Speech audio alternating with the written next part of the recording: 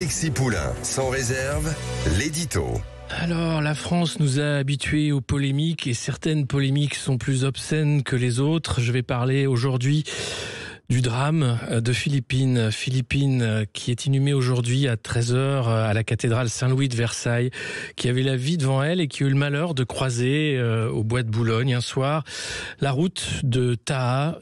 17 ans, il était condamné déjà pour viol à 7 ans de prison. Il n'en avait fait que 5.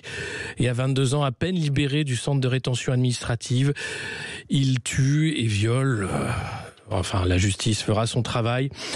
Philippine, savoir que Taha était arrivé avec un visa touristique, qu'il était mineur non accompagné, et voilà que le débat se fait sur faut-il séparer l'étranger du violeur? Est-ce que l'OQTF c'est le problème? Alors oui, évidemment, tous les OQTF ne concernent pas des criminels condamnés pour violences sexuelles, évidemment. Là, on a affaire quand même à quelque chose d'assez grave, et moi, ce qui me choque, et là où l'obscénité, c'est à la fois dans les récupérations politiques de droite, mais aussi de gauche. Chacun a quelque chose à dire et bizarrement, c'est à côté de la plaque. D'abord, on va écouter Jordan Bardella, qui était l'invité d'Anne-Sophie Lapix, c'était sur le service public. Écoutez, j'ai pas les mots. Vous voulez expulser massivement, pas seulement les délinquants. Une expulsion coûte 13 800 € en moyenne. S'il y a 130 000 personnes sous OQTF à expulser, ça fait à peu près 1,8 milliard. Comment vous financez ?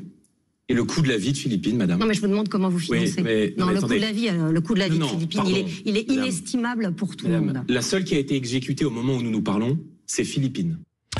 Le coût de la vie est inestimable, oui, c'est vrai. Maintenant, faire des calculs de boutiquier sur le coût des OQTF, mais où on est 1,8 milliard. Alors, attention, encore une fois, les OQTF, c'est au cas par cas.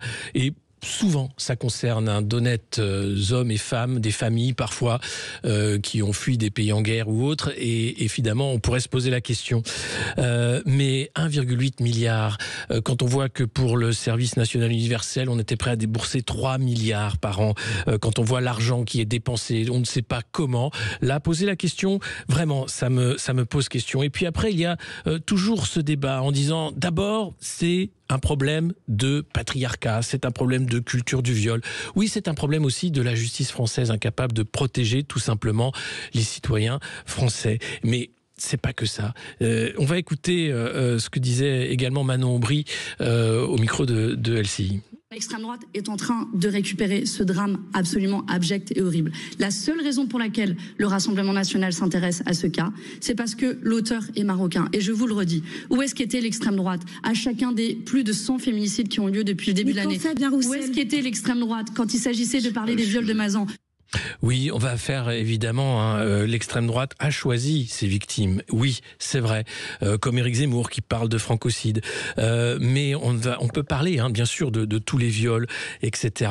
Et il faut pas être dans le déni, je crois, du côté gauche et dire le problème c'est pas l'OQTF. Si le problème c'est qu'il n'ait pas été respecté. Et puis il y a aussi cette mise en scène de l'impuissance de la justice qui choque. Écoutez les paroles de Nelly Bertrand, qui est la secrétaire générale du syndicat de la magistrature. C'était sur BFM. On se trompe de débat quand on parle de la nationalité de la personne en cause, parce qu'un viol, il y en a toutes les 2 minutes 30 en France. Des féminicides, il y en a 1 jour sur 4 en France. Là, on se focalise sur la personne et sa nationalité, le fait qu'elle soit en situation irrégulière, sa situation administrative, alors qu'en réalité, le vrai problème là-dedans, c'est celui de la prise en charge des personnes en détention, celui de du sens qu'on donne à la peine, du sens qu'on donne à la prison, du travail sur la prévention de la récidive, et par ailleurs, plus largement, celui de la lutte contre les violences sexistes et sexuelles dans notre société. Oui. Oui, on peut être d'accord avec ça, mais que d'angélisme. Et puis, que dire?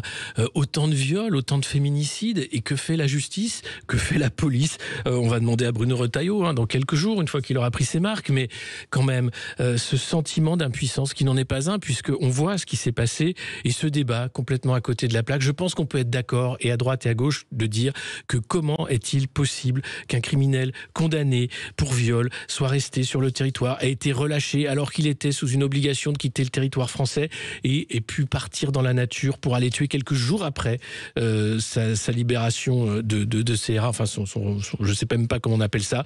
C'est vraiment ça le problème, et je crois que le débat, il est là, il n'est pas évidemment sur les uns et les autres qui sont en train de se tromper de débat. Voilà, c'est ce que je voulais dire sur cet édito, et on va se